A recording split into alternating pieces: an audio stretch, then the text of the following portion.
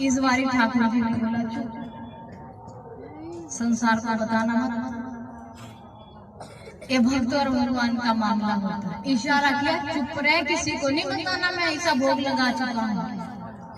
अरे चुप कैसे रहूं, मैं अपना जो ये भोग की थाली है मैं अपने नारायण को निवेदन कर रहा था, तुम कहाँ से इस बीच में टपक पड़े। बोले ध्यान से दे।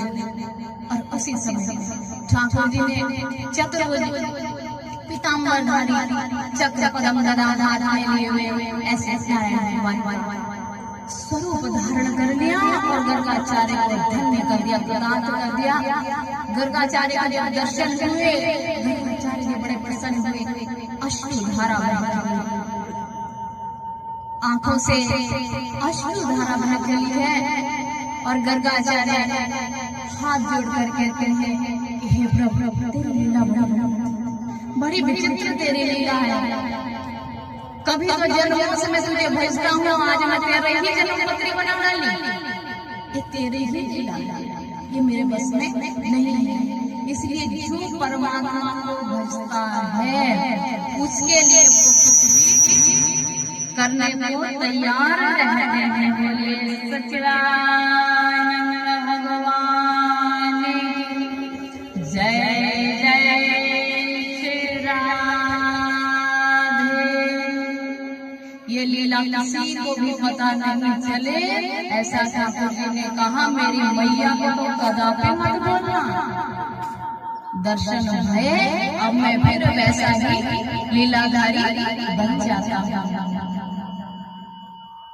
गर्गाचार्य का जीवन सार्थक हुआ। यही क्षण जीव के अनमोल होते हैं। योगियों ने ऐसा लिखा भी है, हमारे ग्रंथों में ऐसे ऐसे दृष्टांत भरे पड़े हैं कि इस पल के अलावा कोई पल जिंदगी का है। जो पल ये है इस पल की तुलना में कोई पल नहीं। जिस पल में परमात्मा का ऐसा सकारात्मक ऐसा सामने दर्शन हो जाए तो आइए तो बड़े कृपालु है। कृपा की जो होती न आदत तुम्हारी। गर्गाचार्य कहते हैं, आप लोग भी कहिए कृपा की जो होती न आदत तुम्हारी तो सुनी ही रहते अदालत तुम्हारी। कृपा की जो होती ना आदत तुम्हारी तो सुनी ही रहते अदालत तुम्हारी। न हम होते मुजरिम, शब्दों को गौर से सुनना, न हम होते मुजरिम न हम होते हाकिम, न हम होते मुजरिम न तुम होते हाकिम, न घर घर में होती इबादत तुम्हारी।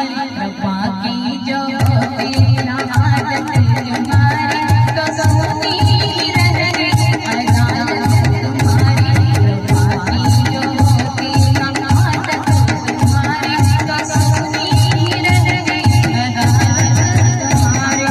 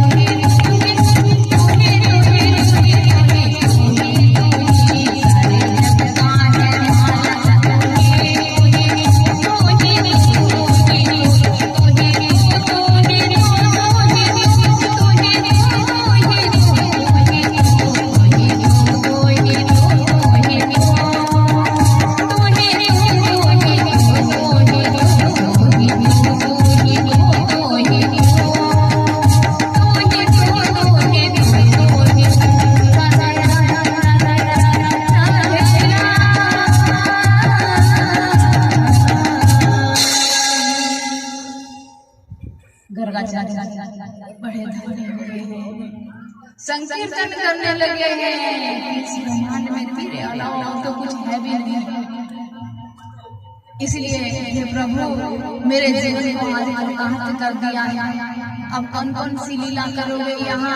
ठाकुर जी ने कहा चुप रहो, जो मैं लीला करूंगा चुपचाप देखते जाना। इसमें कृष्ण का जो नाम है एक नाम लीलाधारी ऐसा भी जोड़ दिया गया है। भक्त और भगवान का प्रेमी संबंध इस तरह का पवित्र है। और यहाँ एक दृष्टांत आपको बताऊंगी, क्योंकि अनुग्रह और कृपा किसके ऊपर होती है? भगवान के दर्शन किसको होते हैं? देखिए एक ऋषि थे और उनकी पत्नी थी। वो बन तपस्या क्या करते थे। एक शिष्य था, वो सेवा क्या करता था, और ये ऋषि और उनकी साधना पत्नी, ये दोनों अपना परमात्मा का भजन किया करते थे। बनबटी बनाई हुई थी। शिष्य देव संविधानों से लेकर भोग प्रसाद सफाई आदि पूजा आरती इस तरह की सेवा करते थे। और ये दोनों दंपति ऋषि पत्नी और ऋषि देव भगवान की तपस्या तपस्या जीवन यापन करते थे। ऐसा होते होते समय व्यतीत होता चला। 12 वर्ष पूर्ण हो गए तपस्या करते हुए। स्त्री का हृदय ममतामयी माँ का जो हृदय है बड़ा दयालु होता है। इसलिए ऋषि पत्नी यानी कि गुरु माँ को एक दिन दिल में बड़ी बेचैनी सुबह से हो रही है। समय काफी व्यतीत हो गया। मन में विचार आ रहा था 12 वर्ष पता भी नहीं चला।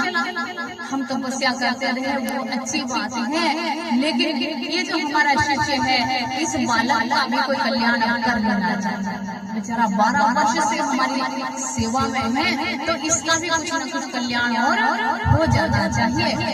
ऐसा विचार करके प्रातः से ही गुरु माँ इस बात को लेके विचार कर रही हैं, लेकिन ऋषिदेव से यानी अपने पति से कहा नहीं पा रही। माताएं बड़े गौर से सुनेंगी इस बात को, कह नहीं पा रही इस बात को।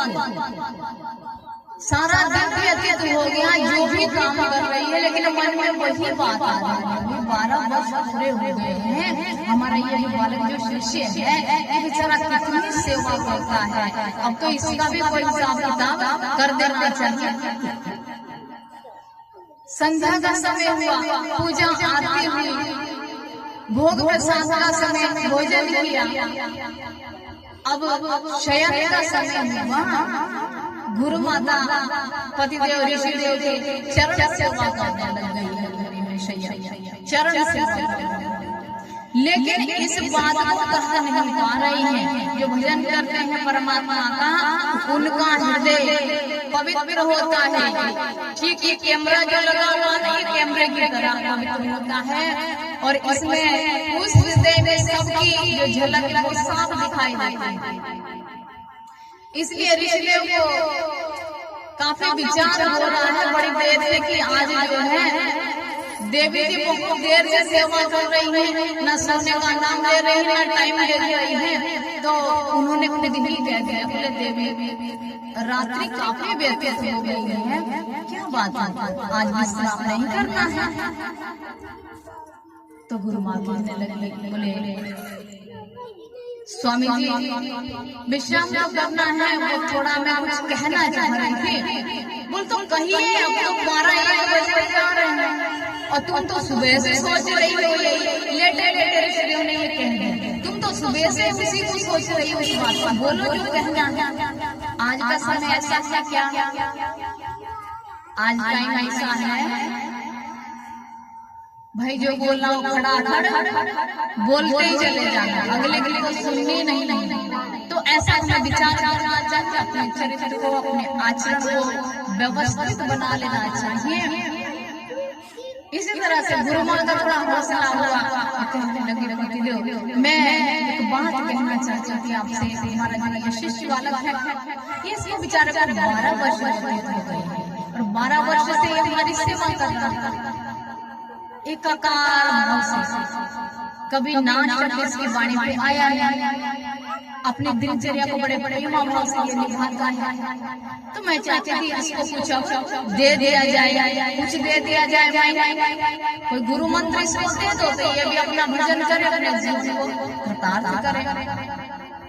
ऋषिदेव ने कहा देवी बात ऐसी है, मैं दे तो देता, लेकिन अभी ये लेने के योग्य हुआ नहीं, अभी ये पात्रता पाया है। अब गुरु माता को क्रोध आ गया, बोली ये क्या कहने हुआ, 12 वर्ष से वो हमारी सेवा कर रहा है, क्या 12 वर्ष में भी पात्रता नहीं है? कैसे पात्रता नहीं है? वो तो बेचारा कभी हमारे सामने सिर तक उठाता नहीं है। और जिद करने लग गई कि नहीं स्वामी जी मैं आज बिल्कुल नहीं मानूंगी, उस बालक को जो है आप गुरु मंत्र दे दीजिए, हमारी सेवा के लिए कोई और व्यवस्था हो जाएगी, लेकिन इस बालक को आप भजन कर। ऋषिदेव ने विचार अभी आपके समझ में बात नहीं आ रही है, तो वार्तालाप संवाद नहीं किया, बल्कि ऋषिदेव ने कहा ऐसे कीजिए फिर आप प्रातः का जो आपका शिष्य देव मंदिर में आरती करने के लिए जाता है, तिलक पट्टी तैयार होकर तिलक पट्टी लगा के धोती आदि गमछा डाल के बढ़िया फर्स्ट क्लास है ना, तो उस समय जब आरती के लिए मंदिर में जाएगा उस समय एक काम करना, ये जो दिन भर का हमारी पूजा आदि सामग्री खाद्य पदार्थों का जो छिलका होता है, जिसको एक तरह से डस्टबिन भी कह सकते हैं, डस्टबिन में जो बेकार वैसी चीजें एकत्र होती है, फल आदि के छिलके एकत्र होते हैं, ऐसी जो टोकरी है वो सारा उठा के अपने शिष्य देव के ऊपर जो है फेंक देना। जब वो नहा धो गया ऐसे क्रिया कर देना, उसके बाद में गुरु मंत्र दे। गुरु माँ ने बोले ठीक है मैं ऐसा ही करूँ, और जाके अपने कक्ष में शयन करने लग गई। प्रातः काल हुई तो उठ के गुरु माता ने भी अपनी तैयारी कर ली, और जो भी व्यस्त सामग्रियां थी यहाँ वहाँ जो डिब्बों में रखी थी आपने डस्टबिन में या जहाँ भी थी वो सारी एकत्र करके बाकी में रख ली, और कुटिया की छत पे जाके खड़ी हो गई। जैसे शिष्य जो नहा धो के ब्राह्मण देवता निकले, विद्यार्थी था उनका शिष्य निकले, तो पूजा की थाली हाथ में है, हाथ धो के तिलक पट्टी करके अब गुरु माँ ने वो जो कूड़ा कबाड़ था वो उस शिष्य के ऊपर उड़ेल ली। जैसे ही कूड़ा जो है उस शिष्य के सिर में पड़ा, क्रोध के मारे तमतमाने लगा, चेहरा लाल हो गया, आंखें बड़ी बड़ी हो गई, रक्त वर्ण हो गई, और ऊपर पर देखने लगा। जब देखा ऊपर गुरु माँ खड़ी है, जिन्होंने कबाड़ मेरे सिर में फेंका है वो गुरु माता है मेरी। तो तुरंत चिल्ला के बोले तो गुरु माता थी इस समय, अगर कोई और होता तो मैं बताता उसको। और ऐसे वाली पटक के पैरों को पटकता हुआ फिर से सरोवर नदी में जहाँ नहाने जाता था, फिर से वहीं स्नान करने को चला गया। लेकिन आज ऐसा कठोर और दुर्व्यवहार शिष्य का देखकर गुरु माँ को बड़ा विचित्र मन में लगा, बड़ी कंपित हो गई। शिष्य से पहली बार ऐसा शब्द और ऐसा व्यवहार देखा, और चुपचाप आके स्वामी जी के पास आई, धुने पे बैठे हुए हैं, जप कर रहे हैं। जैसे देवी अंदर प्रवेश हुई कुटिया में, तो महाराज जी ने आसन आगे को सरकाया, बैठने के लिए इशारा किया कि बैठे। इसमें गुरु माँ आके अपने पतिदेव को नमन प्रणाम करने लगे। बोले महाराज जी आपकी बड़ी कृपा है, आप सही कह रहे थे, आप सही कह रहे थे कि हमारा शिष्य अभी ले नहीं हुआ है। तो आज तो लोग क्या चाहते हैं भाई, फार्म भरो और गुरु मंत्र ले लगे ठीक, नहीं तो 6 महीने बाद दूसरा फार्म तैयार, उसके 4 महीने बाद फिर तीसरा पारा, तीसरी जगह। तो ये जो है जीव की गताएं अपनी बहुत ज्यादा खराब हो गई है। हमें यहाँ समझना चाहिए कि हमारे ग्रंथों में, हमारे शास्त्रों में हमारे जीवन को जीने के क्या इशारे बताए।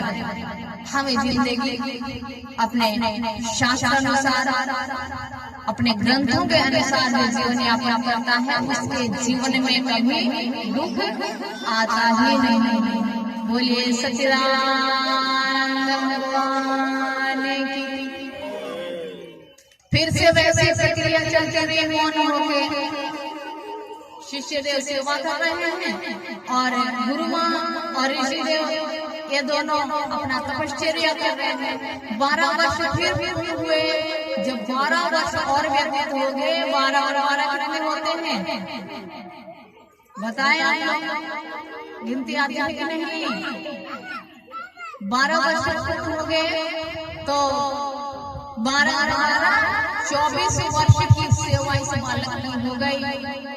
एक दिन फिर से गुरु माँ को वही बात कटोचने लग गई। भीतर मन में विचार करने लग गई कि ये बालक को 24 वर्ष हो गए सेवा करते हुए, अब तो इस बेचारे हैं, कोई ना कोई व्यवस्था ऐसी कर देनी चाहिए ताकि ये भी अपने जीवन को कृतार्थ करे और परमात्मा का भजन करे।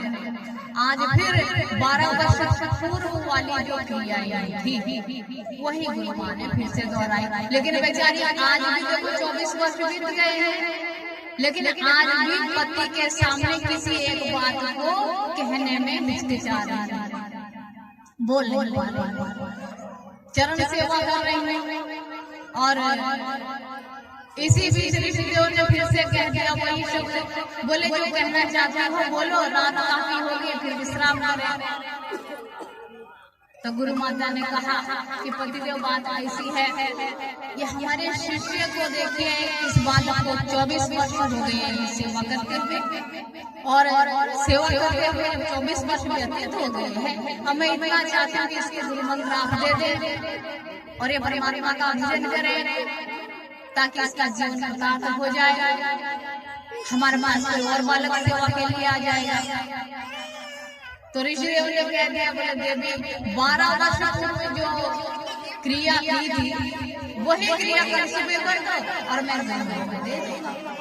प्रातः काल हुई, गुरु माँ ने वही जो कवाड़ की टोकरी थी वैसे सारा उसके अंदर था, उसको लेके छत पे खड़ी हो गई और शिष्य देव जैसे नहा धो के तैयार होके पूजा की थाली लेके मंदिर में आया, वैसे ही टोकरी उस शिष्य के ऊपर सिर में फेंक दी। आज लेकिन शिष्य के हाथ से न थाली गिरी है न क्रोध आया है, बल्कि जो छिलके थे, जो कूड़ा कबाड़ था, उसको बड़े प्रेम से जैसे पुष्पों को सहलाने लग गया।